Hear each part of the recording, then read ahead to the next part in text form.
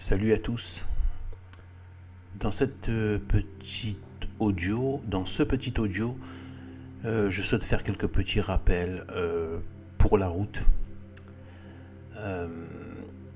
et qui peuvent passer inaperçus. Ces éléments et pourtant sont cruciaux. Il faut s'armer. Dans le sens bien sûr spirituel du terme, il faut s'armer et il y a des armes. Je vous laisse aller chercher sur les armes dont parlait Saint Paul, je ne vais pas les répéter ici. Je vais axer au niveau spirituel, je parle, ce que Saint Paul a dit. Là je vais parler plutôt des éléments, d'ailleurs même plus récents par le biais de la Sainte Vierge Marie. Aujourd'hui, c'est de la folie que de vous espérer garder la foi, rester en état de grâce, sans avoir des moyens, et d'entretenir ces moyens. Le simple fait de vouloir les entretenir, c'est déjà un état, une manifestation de la volonté qui fait que ça va attirer les grâces de Dieu. Parce que Dieu sait très bien qu'on ne va pas s'en sortir par nous-mêmes, mais dès qu'on tourne notre volonté vers lui, alors là il nous donne. En gros c'est ça, de nous-mêmes on ne peut rien, mais juste au moins qu'on soit là en demande vis-à-vis de lui. Alors, mais par contre il nous a déjà donné des armes, et le fait de s'en détourner, eh bien c'est déjà un problème, c'est comme si on ne les considérait pas. Et donc c'est un manque de respect, et une surévaluation de nos capacités.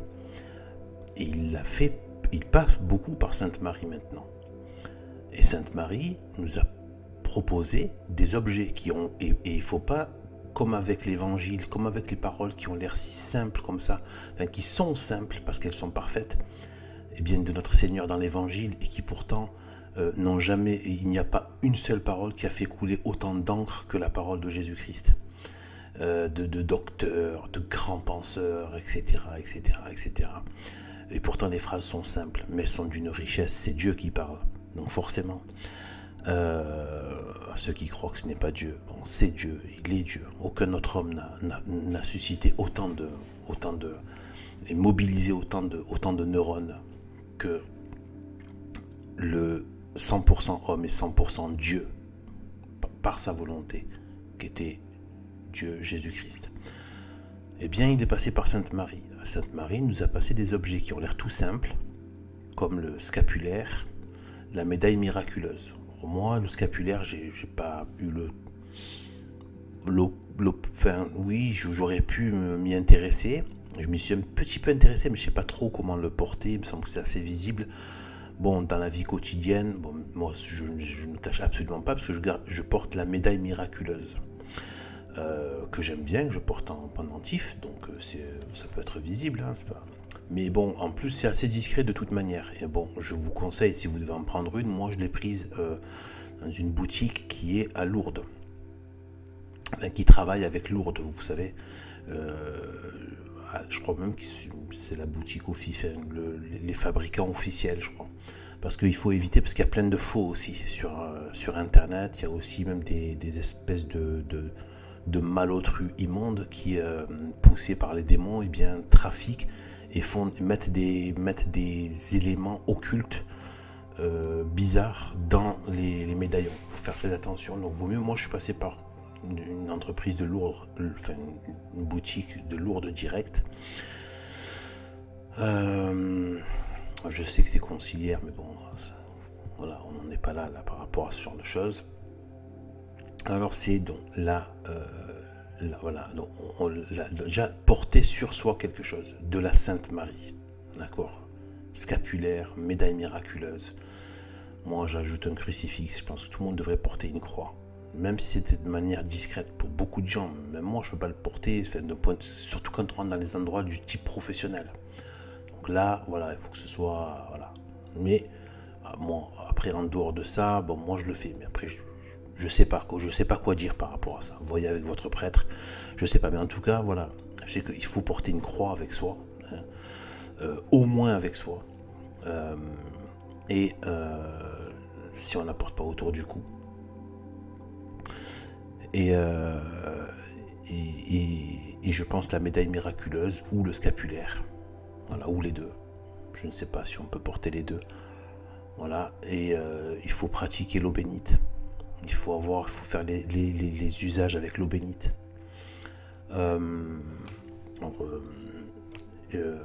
Moi, j'ai noté aussi un grand changement depuis maintenant quelques mois que je le fais. C'est le bénédicité. Voilà. Tout ce qui est ne rien mettre à la bouche qui n'ait été béni avant. Et qu'on a la bénédiction de Dieu. La bénédiction de Dieu, c'est très important. J'ai senti quelque chose, vraiment quelque chose. On dirait qu'il y a des choses qui passent dans la nourriture.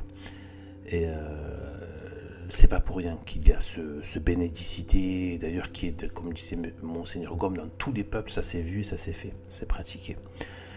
La bénédiction avant de manger et remercier après le repas.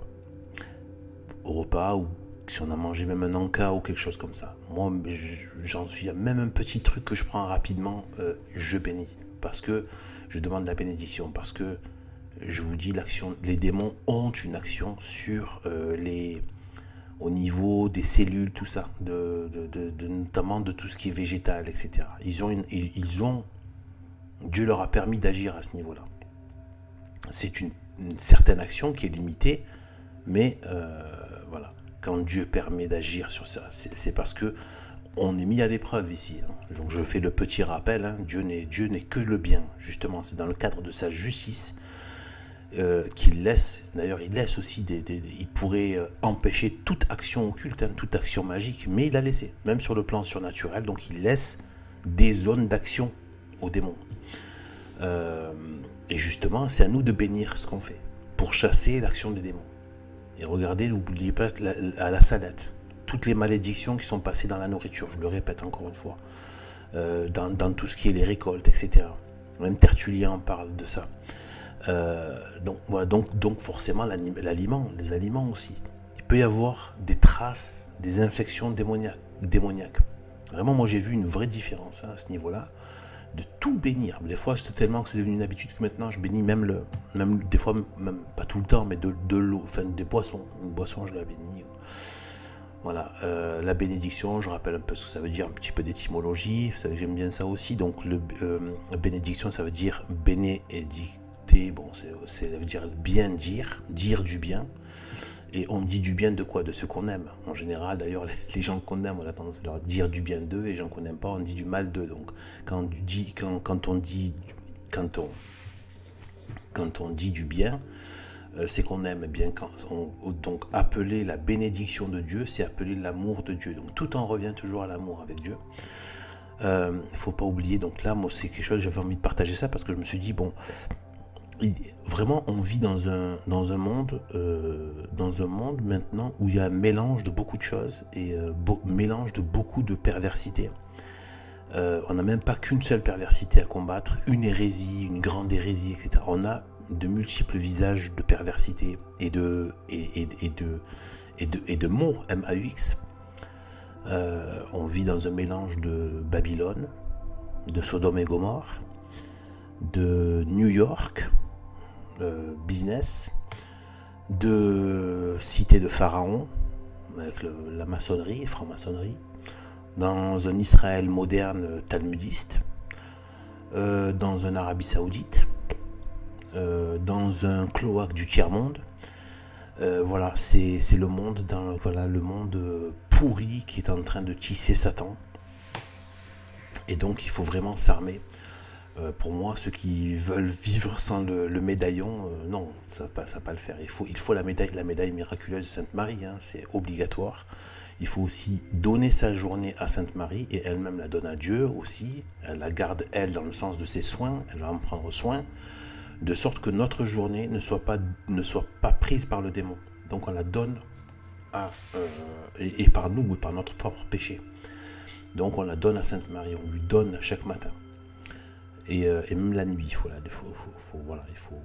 je ne vais pas vous reprendre tous les points, mais vous savez, voilà, il faut se coucher en donnant en reprenant la phrase de Jésus-Christ,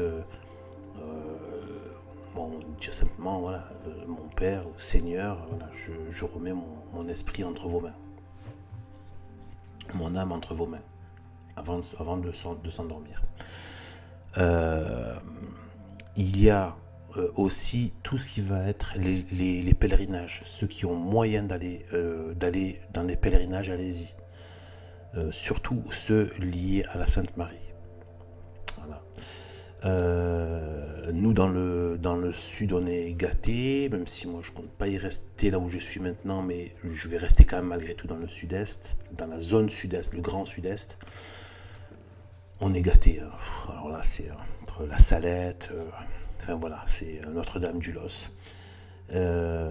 C'est tellement on a le Tarascon Sainte-Marthe, on a la Sainte-Baume avec Sainte-Marie-Madeleine, on a Marseille avec Saint-Jean-Cassien, Lazare, le ressuscité de Lazare qui était le premier évêque je crois de Marseille, et enfin voilà, il y en a d'autres là, je dois, voilà, c'est vraiment, il y a aussi un lieu de pèlerinage en Haute-Loire, je crois, au niveau de Notre-Dame.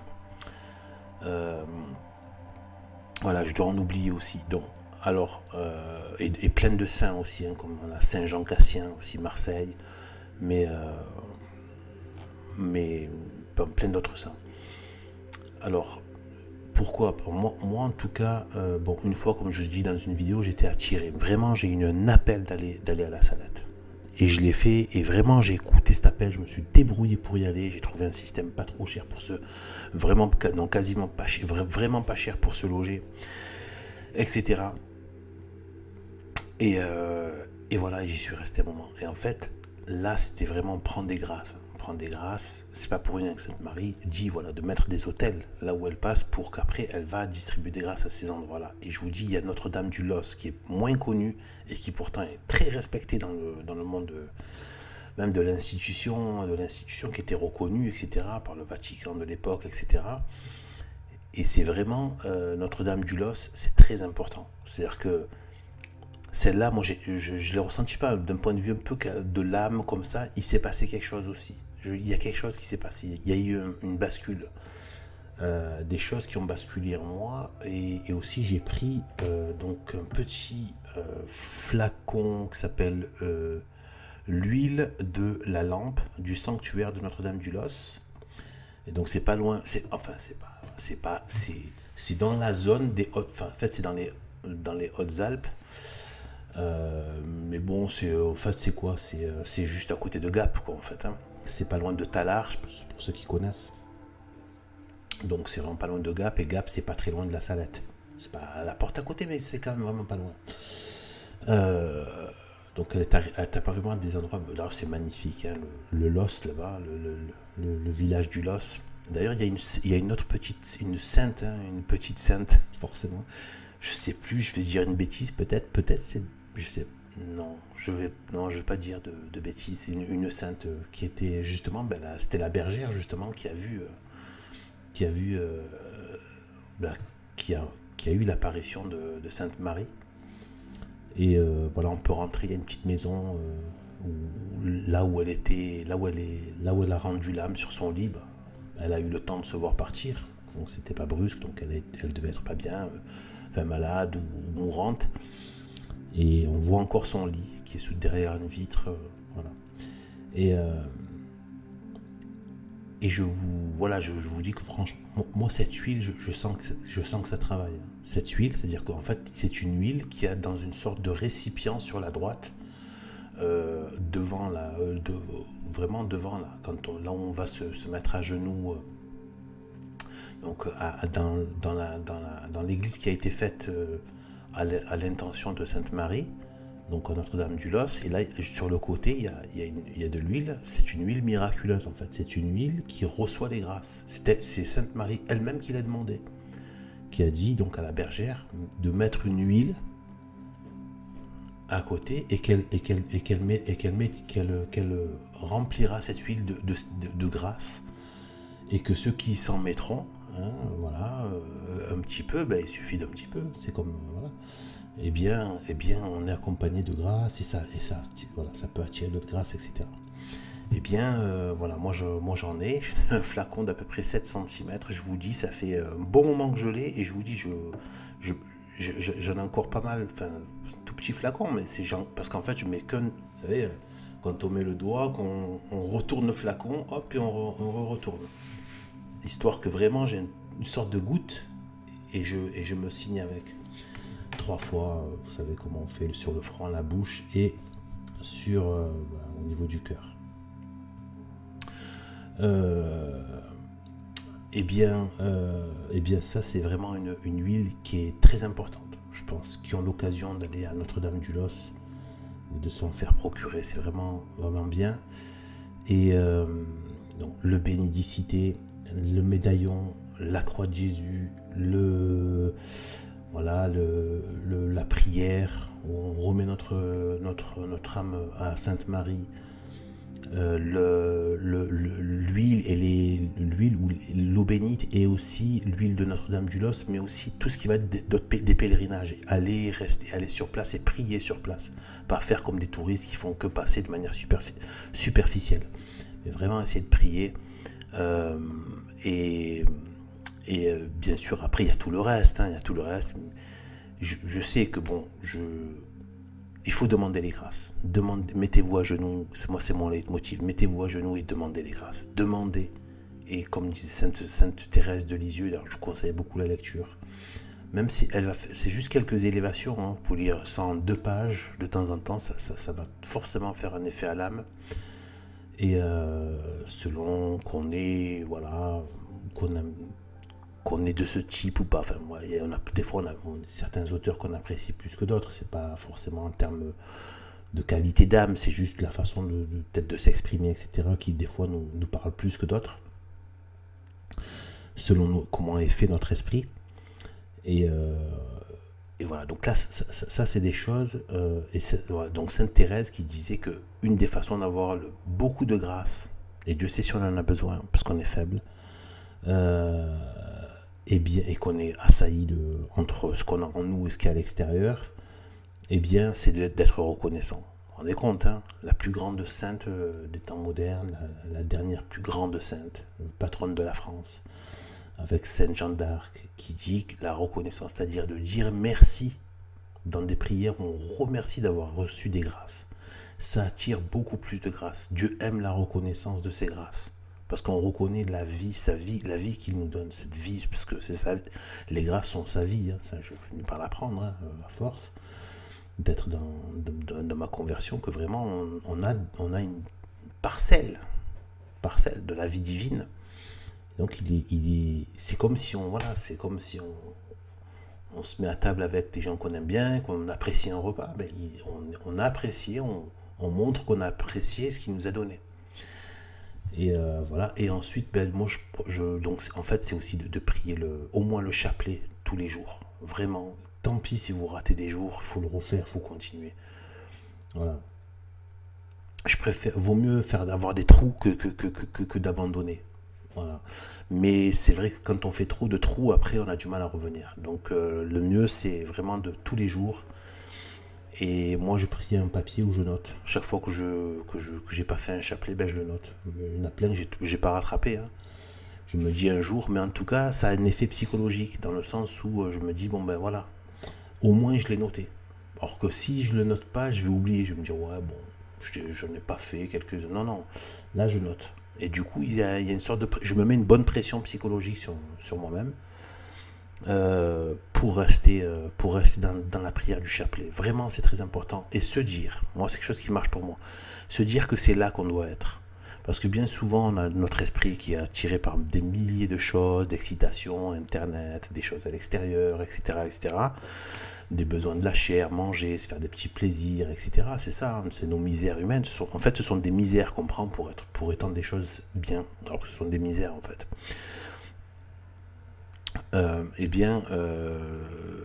S'intéresser à ceci, cela, etc., machin, et bien, en fait, c'est se dire que quand on est en prière, c'est là qu'on doit être, en fait. En fait, c'est là on est né pour ça. En fait, on est né pour ça. On est fait pour ça. On est fait pour cet état-là. L'état de prière est notre état naturel et notre état surnaturel. Parce que bon, voilà, c'est par la prière que la plus haute prière, ça devient la prière de contemplation et de béatitude. Donc, mais ça commence, il faut être dans la prière. C'est là qu'on doit être. Il ne faut pas se dire oui, qu'est-ce que je fais là en train de prier, ça fait longtemps. Non, en fait, c'est quand on n'est pas en train de prier que la situation est anormale. À la limite, il faudrait le prendre à l'inverse.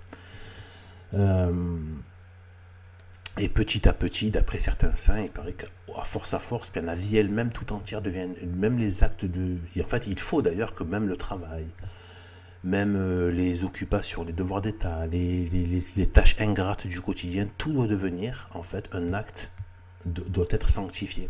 Dans le sens où on le fait par pénitence, pour faire le bien. Donc on fait tout pour faire plaisir à Dieu. Même son travail salarié. On doit le donner, on doit le dédier à Dieu. Et du coup, d'ailleurs, même le travail devient beaucoup plus sympathique, parce qu'on le fait par amour de Dieu, etc. Et donc voilà, vraiment, voilà, je voulais faire cette petite vidéo pour rappeler que, voilà, certes, on ne peut pas s'en sortir par nous-mêmes, mais justement, Dieu nous donne des choses, mais qui ont l'air tellement simples, comme le baptême, on a l'impression que c'est tellement simple, un peu d'eau, 3 fois, mais non. Dieu n'a pas la complexité, c'est justement la vanité des hommes. Bien les choses complexes, les intellos, les machins qui font des analyses hyper compliquées. Non, Dieu est très simple. Et il maîtrise tout. Pour Dieu, tout ce qui nous on prend comme étant hyper complexe et tout, c'est grossier en fait. C'est une connaissance très grossière et voilà quoi, et ridicule presque. Voilà. Donc voilà, voilà, je vous souhaite une bonne vie chrétienne. Au plaisir.